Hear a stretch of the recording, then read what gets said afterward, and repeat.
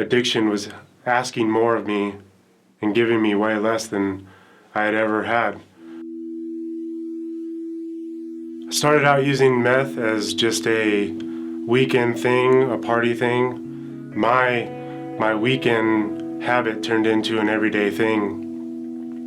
Before I knew it, I was 130 pounds, and there wasn't anything I wouldn't do to get that drug. My face was sunk in, you couldn't even recognize me. I wasn't sleeping, I wasn't eating. I was at a point to where I didn't care about myself and I didn't care about anybody else. I didn't like paying for the drugs, so I began to build a clientele of people that would buy from me, because I knew the guy who I could get it from, and eventually started selling it myself.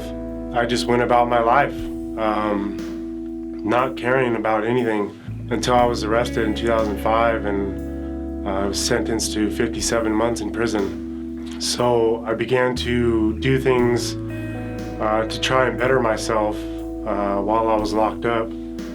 I exercised, I took part in religious activities, and they even made me do treatment stuff in there. And I got out with the highest hopes of doing good, but slowly I began to compromise on the little things, drinking, smoking cigarettes, which eventually led to doing meth again. I noticed that the cycle was getting worse. Nothing was ever enough for me. I always had to have more money. I always had to have more drugs. In 2010, I was sitting in jail again. I began to think that this was what my life was going to be.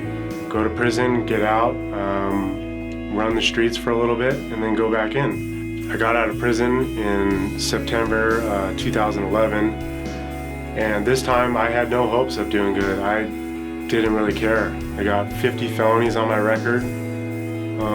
Where you show me where the hope is. Got introduced to selling heroin, and I began to sell heroin. I was very good at it, and I thought that this was it. But also at the same time, I began to feel more empty inside. On March 15, 2012, I was arrested by the Central Oregon Drug Enforcement team, sitting in jail for delivery of heroin and manufacturing heroin. I began to cry right there in jail in my cell, and I cried out to God, and I just said, you know what, I'm done. I don't want to do this anymore. I don't want to hurt myself. I'm tired of going to prison. I'm tired of making excuses for my addictions. I'm tapped out. As my court proceedings were going on, I remember my mom mentioning Teen Challenge, and so something inside me knew that this is what I wanted, this is what I needed.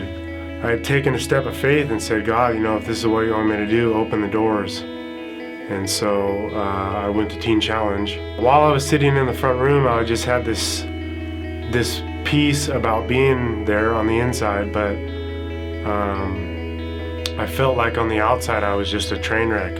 It was very peaceful for my first 3 months. I just had this blessing from God, just a comfort about being there, and that I was doing the right thing, and a hunger, and just soaking in everything I could that was going on around me. I was thankful for everything. God is the answer to my addiction. He is faithful when everything else seems to be falling apart around me.